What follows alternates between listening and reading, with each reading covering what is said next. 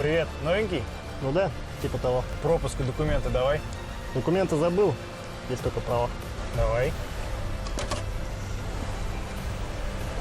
Проезжай.